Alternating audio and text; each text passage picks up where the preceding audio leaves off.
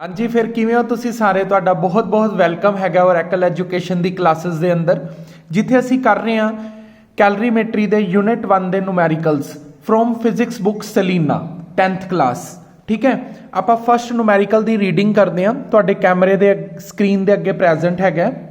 देखो, bye imparting a heat to a body its temperature rises by 15 degrees Celsius what corresponding to the rise in the temperature on the Kelvin scale। कह रहा है जदों एक असी body नूं heat supply किया, देखो एक बॉडी है अपने कोल, उस बॉडी नूं आपां हीट सप्लाई किया। हीट सप्लाई करन ते कहंदा उहदा 15 डिग्री सैल्सीयस टैंपरेचर चेंज हो गया। तो कहंदा कैलविन दे अकॉर्डिंगली कितना चेंज होया होएगा।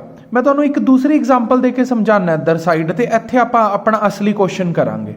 देखो, अगर 1 डिग्री सैल्सीयस सीगा मान लो किसी बॉडी का टैंपरेचर, उन्होंने आपां हीट किया, हीट करन तो बाद वो 2 डिग्री सैल्सीयस हो गया है ना। तो ये अंदर कितना डिफरेंस आया, ये अंदर 1 डिग्री का डिफरेंस आया ना, 1 डिग्री तो 2 डिग्री तक चला गया। बोलो तुहानूं इन्नी गल समझ आ गई मेरी? यस यस सर, समझ आ गई। अच्छा, अगर मैं कैलविन च पूछां तो 1 डिग्री कैलविन किदे इक्वल होंदा है? 1 डिग्री कैलविन का मतलब होंदा है 1 + 273, यानी कि 274 कैलविन। 2 डिग्री किदे इक्वल होंदा है? 2 + 273 275 कैलविन। ठीक है ना। हुण तुसीं इन्हां दोनां दे विच डिफरेंस देखो, इन्हां दोनां दे विच कितना डिफरेंस है? 1 कैलविन का। यानी कि जदों बॉडी 1 डिग्री तो 2 डिग्री गई तां भी 1 डिग्री सैल्सीयस का ही फर्क आया।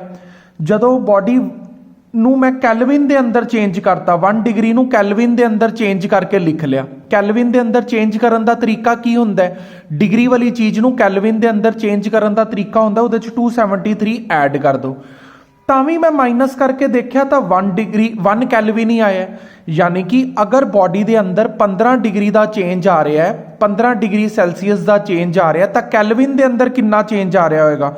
वो भी 15 कैलविन ही चेंज आ रहा होगा। चलते हैं नैक्सट क्वेश्चन ते। तुहाडे सामने क्वेश्चन नंबर 2 का फर्स्ट पार्ट है, calculate the heat capacity of the copper vessel mass 150 gram if the specific heat capacity of the copper is 410 joules पर केजी पर कैलविन। पहला आप गिवन नोट कर ली। हुण देखो बेटा, अपने कोल कितना मास दिता होया एक बॉडी का, ते आपां नूं स्पैसीफिक हीट कैपेसिटी दी हुई है। तुसीं मेरी गल नूं ध्यान नाल देखना है और लर्न भी कर लेना है। अगर तुहाडे कोल स्पैसीफिक हीट कैपेसिटी दिती होए, स्पैसीफिक हीट कैपेसिटी उहदा सिंबल हुंदा सी। अगर हीट कैपेसिटी दिती होए उहदा सिंबल हुंदा सी डैश। जिन्हां नूं इह जानन दी इच्छा हो रही है भी स्पैसीफिक हीट कैपेसिटी और हीट कैपेसिटी की हुंदा है, वो कैलरीमेट्री दियां उपर वालियां वीडियोस देखण। मैं लिंक जरूर इत्थे उपर फिट कर दांगा। ठीक है, चलो हुण कहंदा आपां ने हीट कैपेसिटी पता करनी है। अपने कोल स्पैसीफिक हीट कैपेसिटी और मास गिवन हैगा। फटाफट फॉर्मूले भी रिवाइज कर दें और क्वेश्चन भी करना सिखाना। बहुत ईजी तरीके नाल तुहानूं सिखावांगा। तुसीं कहोगे जय जयकार भाजी, जय जयकार। देखो हुण सी डैश किवें लभदे हैं? सी डैश लभण दा फॉर्मूला हुंदा है Q/ΔT। ठीक है, Q का मतलब की हुंदा है? Q का मतलब हुंदा है हीट एनर्जी, ते डेल्टा टी का मतलब होंदा है change in temperature. Change in temperature. हुण आपां सी डैश फाइंड करना है। ना मेरे कोल क्यू हैगा ते ना मेरे कोल डेल्टा टी हैगा। मेरे कोल की हैगा? मेरे कोल हैगी है स्पैसीफिक हीट कैपेसिटी। देखो स्पैसीफिक हीट कैपेसिटी ए वाले फॉर्मूले दे अंदर आंदी है क्यू दे। अपने कोल क्यू नहीं ना हैगा, क्यू फाइंड कर लेने। क्यू फाइंड करन दा फॉर्मूला होंदा है mc∆t। एम मास कितना हैगा? 150। ਇਹ ਨਾ जोगिंदर ते जोगिंदर तेरे को ग्राम च दिता पिया, इनू केजी च चेंज कर, क्योंकि स्पैसीफिक हीट कैपेसिटी दे विच केजी वाले यूनिट ने, तो इनू केजी च चेंज करन लई 1000 नाल डिवाइड करता। सी कितना दिता पिया? 410 इंटू डेल्टा टी। एक जीरो नाल आ जीरो गई, एक जीरो नाल आ जीरो गई, ये कितना आ गया? 1.5 into 41 into delta T. Q पता लग गया तुहानूं? हुण अगर क्यू पता लग गया तो सी डैश देख लो। क्यू कितना आया? 1.5 into 41 into delta T divided by delta T कर दो। ठीक है ना। क्यू मैं कढ़ लिया सीगा, देखो क्यू की वैल्यू ये आई, उरे फिट की, डेल्टा टी नीचे ही पिया, डेल्टा टी नाल डेल्टा टी कट गया। 1.5 ਨੂੰ ਤੁਸੀਂ 41 ਨਾਲ ਮਲਟੀਪਲਾਈ ਅਗਰ ਕਰ ਲੈਂਦੇ ਹੋ 61.5 ਆ ਜਾਏਗਾ। ਆ ਗਿਆ ਤੁਹਾਨੂੰ ਸਮਝ। ਸੀ ਡੈਸ਼ ਦੇ ਯੂਨਿਟ ਹੁੰਦੇ ਨੇ ਜਾਊਲ ਪਰ ਕੈਲਵਿਨ। ਹੁਣ ਇਹਦਾ ਨਾ ਬੇਟਾ ਆਪਣੇ ਕੋਲ ਸੈਕਿੰਡ ਪਾਰਟ ਵੀ ਹੈ ਜਿਹਨੂੰ ਆਪਾਂ ਪੂਰੀ ਜੀ ਜਾਨ ਸ਼ਿੱਦੋ ਸ਼ੱਦਤ ਨਾਲ ਕਰਾਂਗੇ। ਠੀਕ ਹੈ, ਪਹਿਲਾਂ ਆਪਾਂ ਰੀਡਿੰਗ ਵੱਲ ਧਿਆਨ ਦਿੰਦੇ ਹਾਂ। ਰੀਡਿੰਗ 'ਚ ਕੀ ਕਹਿੰਦਾ, how much heat energy will be consumed ਜਾਂ required to increase the temperature of the vessel 25 degree to 35 degree. ਦੇਖੋ ਉਹ ਭਾਈ ਸਾਹਿਬ ਸਾਨੂੰ ਕੀ ਕਰਨ ਨੂੰ ਕਹਿ ਰਹੇ ਨੇ, ਉਹ ਕਹਿ ਰਹੇ ਨੇ ਹੀਟ ਐਨਰਜੀ ਕੈਲਕੂਲੇਟ ਕਰੋ ਉਹ ਉसी ਬੋਡੀ ਦੀ। ਕਿਸ ਬੋਡੀ ਦੀ? ਜਿਸ ਬੋਡੀ ਦਾ ਮਾਸ 150 ਗ੍ਰਾਮ ਹੈ। ਸੀ ਦੀ ਵੈਲਿਊ ਹੈਗੀ ਆ 410 ਜਾਊਲ ਪਰ ਕੇਜੀ ਪਰ ਕੈਲਵਿਨ। ਤੇ ਡੈਲਟਾ ਟੀ ਕੀ ਕਰਨਾ ਅਸੀਂ 25 ਡਿਗਰੀ ਤੋਂ 35 ਡਿਗਰੀ ਧਿਆਨ ਹੈ। ਜਿਨ੍ਹਾਂ ਬੱਚਿਆਂ ਨੂੰ 25 ਔਰ 35 ਨਹੀਂ ਪਤਾ ਹੈਗਾ, ਹੋ ਸਕਦਾ ਉਹਨਾਂ ਨੂੰ ਨਾ ਪਤਾ ਹੋਏ ਤਾਂ ਮੈਂ ਦੱਸ ਦਿੰਨਾ 25 ਡਿਗਰੀ ਤੋਂ 35 ਡਿਗਰੀ ਧਿਆਨ ਹੈ। ਤਾਂ ਕਿੰਨੇ ਡਿਗਰੀ ਦਾ ਚੇਂਜ ਹੋ ਗਿਆ 35 ਮਾਈਨਸ 25 10 ਦੀ 10 ਡਿਗਰੀ 10 ਕੈਲਵਿਨ ਦੇ ਬਰਾਬਰ ਆਪਾਂ ਮੰਨਦੇ ਹਾਂ। ਮੈਂ ਤੁਹਾਨੂੰ ਕੁਐਸਚਨ ਨੰਬਰ 1 ਦੀ ਸਟਾਰਟਿੰਗ ਦੇ ਵਿੱਚ ਬੜੀ ਹੀ ਚੰਗੀ ਤਰ੍ਹਾਂ ਐਕਸਪਲੇਨ ਕਰ ਦਿੱਤਾ ਸੀ। ਤਾਂ Q ਲੱਭਦੇ ਹਾਂ ਹੁਣ। Q ਦਾ ਫਾਰਮੂਲਾ ਕੀ ਹੁੰਦਾ? Q is equal to mc delta T. Mass ਕਿੰਨਾ ਹੈਗਾ 150 ਓਵਰ 1000। C ਆਪਣੇ ਕੋਲ ਦਿੱਤਾ ਪਿਆ 410, ਇਹ 10 ਡੈਲਟਾ ਟੀ ਆ ਗਿਆ ਨਾ 10 ਡਿਗਰੀ ਦਾ ਚੇਂਜ ਲੈ ਕੇ ਆਣਾ। 10 ਨਾਲ ਇਹ 10 ਕੱਟ ਗਿਆ, ਇਹਦੇ ਨਾਲ ਆਹ ਕੱਟ ਗਿਆ, ਇਹਦੇ ਨਾਲ ਆਹ ਕੱਟ ਗਿਆ, ਦੋਨਾਂ ਨੂੰ ਮਲਟੀਪਲਾਈ ਕਰੋਗੇ 615 ਜਾਊਲ ਹੀਟ એનર્ਜੀ ਆ ਗਈ। ਆ ਜਾ ਸ਼ੈਂਪੀ ਦੇ ਡੈਡੀ, ਕੁਐਸਚਨ ਨੰਬਰ 3 ਸਟਾਰਟ ਹੋਣ ਵਾਲਾ ਹੈ। ਆ ਜਾ ਆ ਜਾ ਆ ਜਾ। A piece of iron mass 2 kg। ਠੀਕ ਹੈ, ਮਾਸ ਕਿੰਨਾ ਹੈਗਾ 2 kg। ਹੀਟ ਕਪੈਸਿਟੀ ਦਾ ਮਤਲਬ ਕਿੰਨਾ ਹੁੰਦਾ? ਹੀਟ ਕਪੈਸਿਟੀ ਨੂੰ ਅਸੀਂ ਸ਼ੋ ਕਰਦੇ ਹਾਂ C ਦੇ ਨਾਲ। ਓਏ ਸੀ ਡੈਸ਼ ਦੇ ਨਾਲ। ਤੈਨੂੰ ਪਤਾ ਨਹੀਂ ਹੈਗਾ ਸਪੈਸੀਫਿਕ ਹੀਟ ਕਪੈਸਿਟੀ C ਹੁੰਦਾ ਹੈ। ਅਗਰ ਹੀਟ ਕਪੈਸਿਟੀ ਲਿਖਿਆ ਹੋਏ ਤਾਂ C ਡੈਸ਼ ਲਿਖਣਾ। ਯਾਦ ਕਰ ਲੈ, ਪੱਲੇ ਬੰਨ ਲੈ, ਪੇਪਰਾਂ ਦੇ ਅੰਦਰ ਕੰਮ ਆਉਣ ਵਾਲੀ ਹੈ ਚੀਜ਼। C ਡੈਸ਼ ਕਿੰਨੀ ਹੈਗੀ ਹੈ 966 joule per kelvin. Heat energy needed to warm by. Heat energy ਯਾਨੀ ਕਿ Q ਕੱਢਣਾ। ਵਾਰਮ ਬਾਈ ਯਾਨੀ ਕਿ ਡੈਲਟਾ ਟੀ ਕਿੰਨਾ ਟੈਂਪਰੇਚਰ ਚੇਂਜ ਚਾਹੁੰਦੇ ਨੇ 15 ਡਿਗਰੀ ਸੈਲਸੀਅਸ ਦਾ।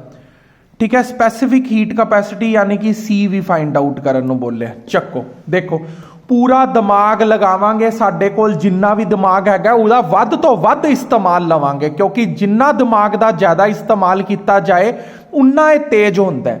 ਠੀਕ ਹੈ, ਚਲੋ ਦੇਖੋ ਪਹਿਲਾਂ ਆਪਾਂ Q ਲੱਭਣ ਦੀ ਕੋਸ਼ਿਸ਼ ਕਰਦੇ ਹਾਂ। Q ਦਾ ਫਾਰਮੂਲਾ ਕੀ ਹੁੰਦਾ? Q ਦਾ ਫਾਰਮੂਲਾ ਹੁੰਦਾ mc ਡੈਲਟਾ ਟੀ। ਠੀਕ ਹੈ, ਮਾਸ ਕਿੰਨਾ ਹੈਗਾ ਮੇਰੇ ਕੋਲ 2। C ਤਾਂ ਮੈਨੂੰ ਪਤਾ ਹੀ ਨਹੀਂ ਹੈ, ਡੈਲਟਾ ਟੀ ਇੰਨਾ ਹੈ। ਤਾਂ ਇਹਦੇ ਲਈ ਮੈਨੂੰ ਪਹਿਲਾਂ C ਦੇ ਉੱਪਰ ਧਿਆਨ ਦੇਣਾ ਪਏਗਾ ਵੀ ਮੈਂ C ਕਿਵੇਂ ਫਾਈਂਡ ਆਊਟ ਕਰਾਂ। ਜਿੰਗਾ ਲਾਲਾ ਹੂ ਹਾ ਨਾਲ ਫਾਈਂਡ ਆਊਟ ਹੋ ਸਕਦਾ ਹੈ। ਦੇਖੋ ਇੱਕ ਆਪਣੇ ਕੋਲ C ਦਾ ਫਾਰਮੂਲਾ ਹੁੰਦਾ ਹੈ। C ਦਾ ਫਾਰਮੂਲਾ ਕੀ ਹੁੰਦਾ ਹੈ? C ਡੈਸ਼ ਦਾ ਸੱਚ ਕੀ ਫਾਰਮੂਲਾ ਹੁੰਦਾ ਹੈ? C ਡੈਸ਼ ਮਤਲਬ ਹੁੰਦਾ ਹੀਟ ਕਪੈਸਿਟੀ।